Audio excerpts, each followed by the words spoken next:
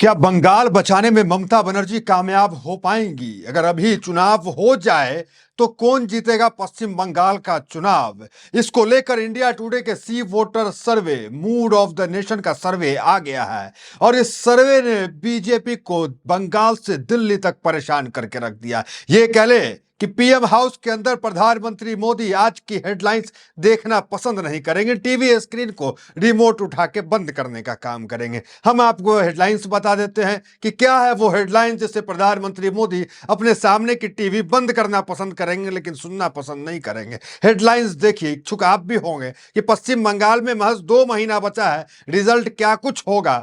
तो कितनी क्रोनोलॉजी पश्चिम बंगाल में हुई वो तो आपको पता है। एसआईआर हुआ, कोशिश हुआ कि 1 से 2 करोड़ वोटर काट दिए जाए जिससे सत्ता बीजेपी आसानी से आ जाए, लेकिन एसआईआर में बीजेपी असफल हो गई। उसके बाद आपने देखा बाबरी मस्जिद, हुमायूं कबीर का मामला सामने आया और एक पल को ऐसा लगा कि जो हिंदू वोटर, बंगाली हिंदू वोटर है, ममता से टूट जाएगा, अलग हो जाएगा। लेकिन इस सब मामले के बाद अभी अभी का सी वोटर इंडिया टुडे का मूड ऑफ द नेशन सर्वे ने बीजेपी को परेशान किया। हमने पहले कहा आपको कि मोदी जी अपना टीवी स्क्रीन बंद कर लेंगे। क्यों बंद कर लेंगे? जरा हेडलाइंस देखिए क्या है। लोकसभा चुनाव आज होता तो क्या बंगाल बीजेपी को मिल पाती बढ़त? सर्वे के सामने आए चौंकाने वाले नतीजे। दूसरा हेडलाइंस, बंगाल में अभी चुनाव हो तो क्या होगा? ममता की बादशाहत बरकरार रहेगी या बीजेपी सेंध मारेगी? चौथा हेडलाइंस, तृणमूल कांग्रेस या बीजेपी, अगर आज चुनाव हो तो कौन बंगाल में जीतेगा? देखिए, आते हैं अब सीधा वो सी वोटर सर्वे आपको बताते हैं। उससे पहले एक बात और याद दिलाएं आपको, पश्चिम बंगाल में हमने 2 महीने लगातार रिपोर्टिंग की थी। ग्राउंड पे जाकर के हावड़ा ब्रिज से लेकर कलकत्ता के जंक्शन से लेकर हावड़ा स्टेशन, सियालदह स्टेशन, सब पे जनता से बातचीत की और वो सब वीडियो पब्लिक ओपिनियन की हमने आपको दिखाने का काम किया, जिसमें साफ दिख रहा था कि बंगाल का मूड जो है दीदी के प्रति है। हालांकि वो वीडियो भी आपको हम दिखाएंगे जो हमने हुमायूं कबीर का इंटरव्यू किया और हमारे इंटरव्यू से हुमायूं कबीर कैसे भाग गए, वो वीडियो आपको हम दिखाएंगे पूरा प्ले करके। उससे पहले सी वोटर सर्वे पे फोकस करते हैं कि क्या आया है सर्वे। देखिए, अगर आज लोकसभा, देखिए सर्वे जो हो रहा है वो लोकसभा वाइज हुआ था, अभी के सर्वे है, लोकसभा वाइज हुआ था इंडिया टुडे का।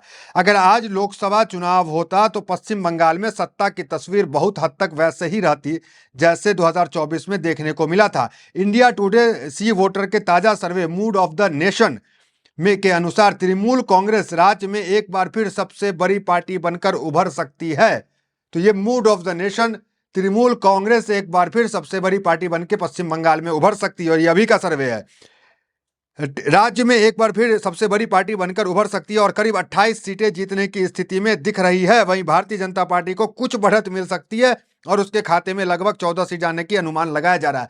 कुछ बढ़त मिल सकती है और ममता बनर्जी, इसी वोटर से साफ हो गया कि सरकार बना रही है पश्चिम बंगाल में। इस जो मौजूदा आप कह सकते हैं कि जो सी वोटर आया इंडिया टुडे, हालांकि इंडिया टुडे भी एक गोदी मीडिया ही है, लेकिन इनके गोदी मीडिया के अनुसार भी पश्चिम बंगाल में ममता बनर्जी की सरकार आ रही है।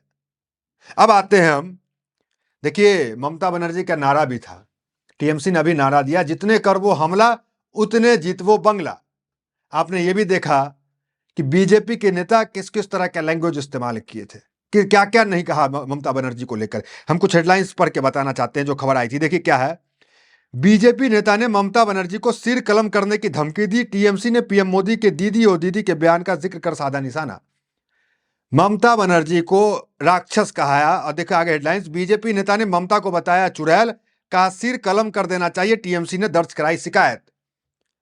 जब बीजेपी के एक नेता ने यह कहा कि सिर कलम कर देना चाहिए ममता का, तभी दिल्ली में बैठे कुछ नेता, ये खबर आई अंदर से, प्रधानमंत्री मोदी भी ये पसंद नहीं कर रहे हैं अब कि ममता बनर्जी के ऊपर हमला किया जाए, क्योंकि प्रधानमंत्री ने देखा था कि जब ओ दीदी प्रधानमंत्री ने कहा, देखिए देश के एकमात्र विपक्षी महिला मुख्यमंत्री हैं ममता बनर्जी अभी, और उनके ऊपर दीदी ओ दीदी बोली प्रधानमंत्री ने और सत्ता नहीं आई बंगाल के अंदर, और अब उनके नेता उनके ऊपर हमलावर हो रहे हैं। तो दिल्ली ये जानती है, मोदी ये जानते हैं कि जितना ममता को ठेस पहुंचाया जाएगा। आईपैक के मामले में आपने देखा कितना उल्टा पड़ गया खेला। कभी नहीं बीजेपी चाहती होगी कि आईपैक में ईडी जो है ममता बनर्जी के घर जाए, लेकिन हालांकि ममता बनर्जी घर नहीं गई थी, ईडी तो आईपैक गई थी, लेकिन मामला बन गया, सीधा सीधा नुकसान बीजेपी को हुआ। नारा भी आ गया टीएमसी का, जितने करबो हमला उतना जीतो बंगला। और अभी सी वोटर सर्वे भी आ गया कि बंगाल को बचाने में, बंगाल को सत्ता में आने में ममता बनर्जी आ रही हैं। तमाम कोशिश की गई एसआईआर को लेकर। एक हुमायूं कबीर भी मैदान में उतरे। जरा हुमायूं कबीर का एक इंटरव्यू देखिए जो हमने किया था, जो इंटरव्यू छोड़ के वो भाग गए थे। टीएमसी से अच्छी बीजेपी बंगाल के लिए होगी।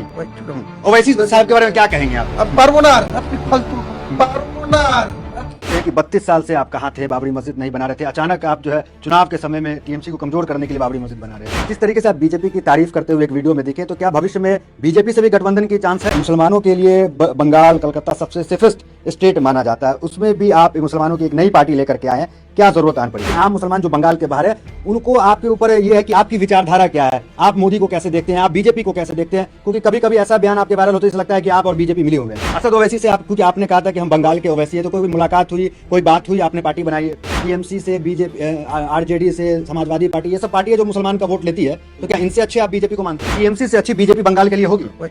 ओवैसी साहब के बारे में क्या कहेंगे आप? एक बार ओवैसी साहब के वेलकम कर रहे हैं। उम्मीद है कुछ गठबंधन होगा आपकी पार्टी से? मेरा तो रास्ता खुला है। अब परवनार अपनी फालतू परवनार।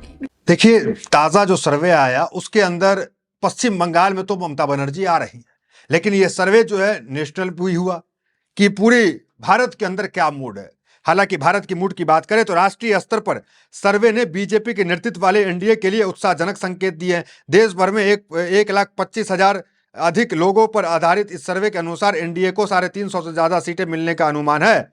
सी वोटर के संस्थापक निदेशक यशवंत देशमुख का कहना है कि पश्चिम बंगाल तेजी से द्विध्रुवीय राजनीतिकरण की ओर बढ़ रहा है, जहां मुकाबला मुख्य रूप से टीएमसी और बीजेपी के बीच सिमटता जा रहा है। तो देश का जो मूड है वो 350 सीट लोकसभा सीट प्रधानमंत्री मोदी का दे रहा है, लेकिन बंगाल का जो मूड है वो बीजेपी को पनपने नहीं दे रहा है। ये मूड पश्चिम बंगाल का है। देखिए, ममता बनर्जी को लेकर पश्चिम बंगाल के अंदर की अगर बात करें, क्योंकि हमने पश्चिम बंगाल को घूमा, बहुत देर 2 महीना रहा वहां पे, समझा, देखा, और हमने ये देखा कि ममता बनर्जी को लेकर बड़ी सेंटिमेंट जो है वहां का, भले कोई राजनीति में भले वो बीजेपी में क्यों न रहे, किसी और पार्टी में रहे, लेकिन ममता बनर्जी पे अगर आप हमला करते हैं तो वहां के सेंटिमेंट हर्ट होता है। उसके पीछे कई कारण है। ममता बनर्जी ने 35 साल वामपंथ की जो सरकार थी, लाल फ्रंट की, उसकी सरकार को उखाड़ के फेंका, कांग्रेस को पनपने नहीं दिया, वहां पर चोटें खाई, गोली बारूद बंदूक सब कुछ ममता बनर्जी के ऊपर चला। ये ईडी सीबीआई तो कुछ नहीं है ममता बनर्जी के सामने। तब ममता बनर्जी वहां पर टिकी रही। लोग आज अभी अभी देखते हैं कि ममता ईडी से भिड़ गई, सीबीआई से भिड़ गई। अरे ममता बम गोली बारूद सबसे भिड़ गई थी पश्चिम बंगाल के अंदर, तब जाकर के वो सत्ता में मौजूद है। और उनकी सादगी की चर्चा पश्चिम बंगाल में होती है। और जो महिला है ममता बनर्जी से, पश्चिम बंगाल की जो आम सी महिला, वो बहुत रिलेट करती है। जो क्योंकि ममता 250 रुपए की साड़ी पहनती है, 200 रुपए की चप्पल उनकी 100 रुपए की होती है, 150 रुपए की। अगर आप गवर्नमेंट की रिपोर्ट उठा करके देखेंगे, उसमें आप पाएंगे, देखिए चुनाव आयोग में हल्फनामा दिया जाता है जब कोई चुनाव लड़ता है तो, और उसमें झूठ नहीं होता है, झूठ होता है तो चुनाव रद्द हो जाता है। उसमें ममता बनर्जी की जो इनकम है, महज 15 लाख की संपत्ति है ममता बनर्जी के पास, और प्रधानमंत्री मोदी की कितनी है, वो भी चुनाव आयोग में 3 करोड़ है, ममता बनर्जी की मात्र 15 लाख। और ममता बनर्जी आज भी उसी, वो जो खपड़े का मकान है जिसमें वो बचपन से रहती आई अपने पिता के साथ, उसी खपड़े की मकान कालीदास रोड कोलकाता के अंदर वो रहती हैं, वही खपड़े का मकान है। बीजेपी के ही राज्यपाल हैं, कई नेता हैं, वो जाते हैं जो मिलने के लिए, क्योंकि सरकारी काम में जाना पड़ता है, तो उन्होंने कई बार कहा कि आप मुख्यमंत्री आवास क्यों नहीं ले लेती हैं, 15 साल से मुख्यमंत्री है, बहुत दिक्कत होती है, आपके घर में छोटा घर है, सरकारी काम के लिए आना पड़ता है, वो तो मुख्यमंत्री आवास में ममता बनर्जी रहती नहीं है। तो ये शख्सियत है, ये सादगी है उनके अंदर। यही कारण है कि ममता बनर्जी से पश्चिम बंगाल की जो आम जनता है वो बहुत कनेक्टेड है। और सर्वे भी यही बता रहा है कि तमाम कोशिश के बाद, हुमायूं कबीर की कोशिश, एसआईआर की कोशिश, उसके बाद भी Mamata Banerjee mood of the nation की सर्वे में सरकार बनाते हुए दिख रही है। आपको पता है 3 बार की वो तो रही मुख्यमंत्री, 7 बार की सांसद रही है। जो सैलरी होता है वो सैलरी तक वो अभी सरकार से नहीं लेती हैं। 7 बार की सांसद, 7 बार के सांसद को कितना पेंशन बनता, कितना सैलरी बनता, लेकिन वो सैलरी नहीं ली सरकार से, गवर्नमेंट से 1 रुपया भी सैलरी, 7 टर्म वो एमपी रही, नहीं ली। मुख्यमंत्री रही वो 3 टर्म, 1 रुपया भी इनकम नहीं ली वो। जो सैलरी जो बनता है, जो सब, ऐसा कोई नेता नहीं है जिसने अपनी सैलरी छोड़ दी होगी। प्रधानमंत्री मोदी भी नहीं छोड़े। 3 करोड़ उनके अभी टर्न इनकम है।